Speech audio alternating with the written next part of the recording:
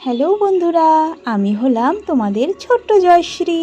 দেখো, আমি তো এখন অত ভালো করে কথা বলতে পারি না, তাই মা আমার হয়ে তোমাদের সঙ্গে কিছু কথা বলে দিচ্ছে, যেটা আমার একদম মনের কথা। এখন অবশ্য আমি ঘুরে বেড়াচ্ছি পার্কে। পার্কে আমি খুঁজে বেড়াচ্ছি সি শটা কোথায়। কতবার করে মাকে বলছি, মা বুঝতেই পারছে না। শেষে মাকে আমাকে অ্যাকশান করে দেখাতে হলো সি শটা কোথায়। চলো চলো, তাহলে আগে খুঁজে নিই, তারপরে কথা বলি।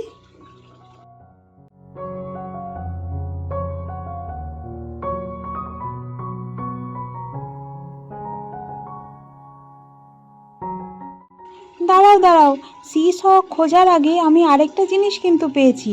আগে চলো সেইটাতে চাপা যাক। দৌড়াই দৌড়াই দৌড়াই, তাড়াতাড়ি যাই।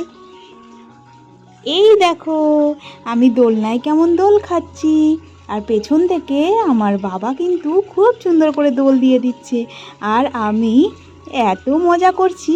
এরপর চলো, দোল খাওয়া হয়ে গেলে এবার চলে এসেছি সিসতে। আমি কিন্তু বেশ ভালো করেই বসে আছি, কিন্তু আমার মা বারবার করে কিন্তু পাশ থেকে বলছে, ভালো করে ধরে বসো, ভালো করে ধরে বসো।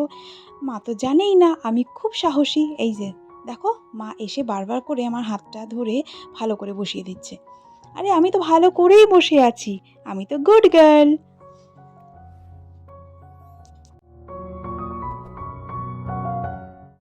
অনেক হয়েছে সিস, এবার আমি যাচ্ছি এই রাউন্ড রাউন্ড এই খেলনাটাতে। আমি বারবার মাকে বলছিলাম, কিন্তু তুমি বাবাকে একটু হেল্প করো, বাবা একা একা করছে। তাই জন্য মায়ের দিকে তাকিয়ে মাকে বলছিলাম, এসো এসো।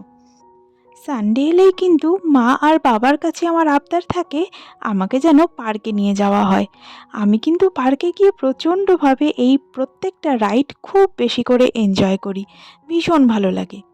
দেখো, এখানে মাকে বলছিলামই বাবাকে হেল্প করো, তার মধ্যেই আমার একটা ফ্রেন্ড চলে এসেছিল, তার বাবা আমার বাবাকে হেল্প করছিল। বেশ সুন্দর রাইডটা এনজয় করছি।